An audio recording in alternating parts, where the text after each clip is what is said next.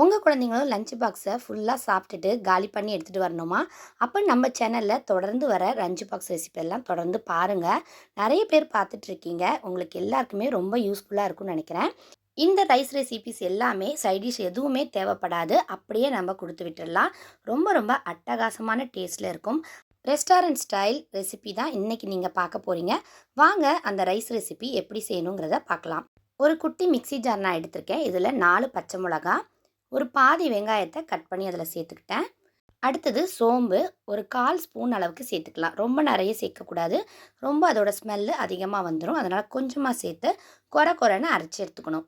பாருங்கள், இந்த அளவுக்கு நம்ம கொர கொரன்னு அரைச்சி எடுத்துக்கணும். தண்ணி ஊற்றாமல் கொர கொரன்னு அரைச்சி எடுத்துக்குங்க. இப்போது ஒரு குக்கரில் நம்ம எண்ணெய் ஒரு 2 ஸ்பூன் அளவுக்கு போட்டுக்கிறோம். அடுத்து இந்த எண்ணெய் கூடவே சேர்த்து ஒரு ஸ்பூன் அளவுக்கு நம்ம நெய் சேர்த்துக்கலாம். இப்போ இதில் ஒரு சின்ன துண்டு பட்டை, 3 கிராம்பு, ஒரே ஒரு ஏலக்காய். நிறைய ஸ்பைசிஸ்லாம் இதில் போடக்கூடாது. இந்த அளவுக்கு போட்டாலே போதும். இப்போ இதில் நம்ம அரைச்சி வச்சுருந்தோம் இல்லையா, அந்த விழுதை அப்படியே இதில் சேர்த்துக்கலாம்.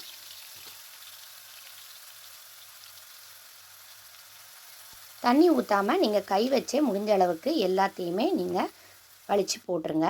இப்போ இது கூட 1 ஸ்பூன் அளவுக்கு இஞ்சி பூண்டு பேஸ்ட்டு போட்டு நல்லா மிக்ஸ் பண்ணிக்கலாம். எண்ணெயிலே இது எல்லாமே நல்லா வதங்கணும்.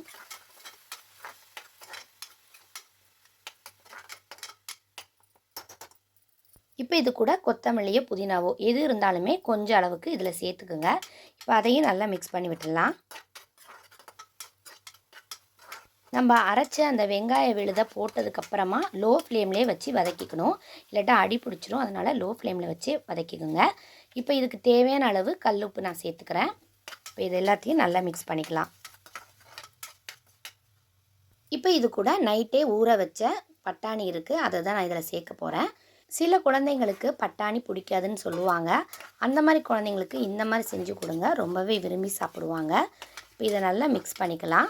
ஒன்றோட ஒன்று இந்த மசாலா எல்லாமே அந்த பட்டாணியோடு ஒட்டி வரும்போது அந்த பட்டாணிலையும் உப்பு காரம் உரைச்சி ரொம்பவே நல்ல டேஸ்ட்டாக இருக்கும். இப்போ 2 கப்பு நம்ம டெய்லியுமே சாதம் வடிப்போம் இல்லையா, அந்த அரிசியை நான் ஊற வச்சுருந்தேன். அதை தான் இதில் சேர்த்துக்க போகிறேன். அரிசியை மட்டும் தண்ணியை வடிகட்டி சேர்த்துட்டு நல்லா மிக்ஸ் பண்ணிடுங்க. இந்த மாதிரி மிக்ஸ் பண்ணும்போது நமக்கு சாதம் உதிரி உதிரியாக நல்லா வரும். நீங்கள் இதில் பாஸ்மதி ரைஸ் கூட சேர்த்துக்கலாம். இல்லட்டா ஜீரக சம்பா ரைஸ் கூட சேர்த்துக்கலாம். எது சேர்த்தாலுமே ரொம்ப டேஸ்ட்டாக நல்லாவே இருக்கும்.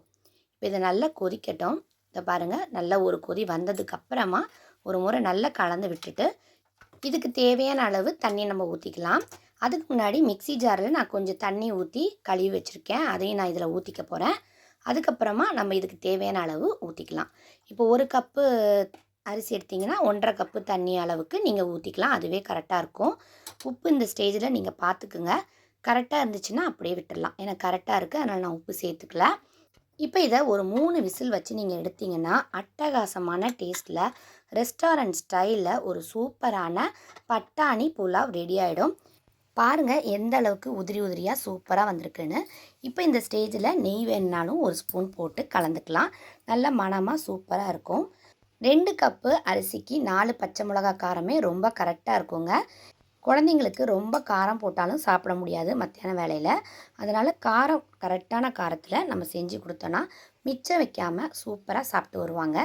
கண்டிப்பாக ஒரு முறையாவது ட்ரை பண்ணிவிட்டு கமெண்ட் பாக்ஸில் கமெண்ட் பண்ணுங்கள். இந்த வீடியோ பிடிச்சிருந்தால் லைக் பண்ணுங்கள். உங்கள் ஃப்ரெண்ட்ஸ் அண்ட் ஃபேமிலிக்கு ஷேர் பண்ணுங்கள். புதுசாக இந்த வீடியோ யாராவது பார்த்துட்ருக்கீங்கன்னா பிடிச்சிருந்தா லைக் பண்ணிவிட்டு சப்ஸ்கிரைப் பண்ணுங்கள். தேங்க்யூ.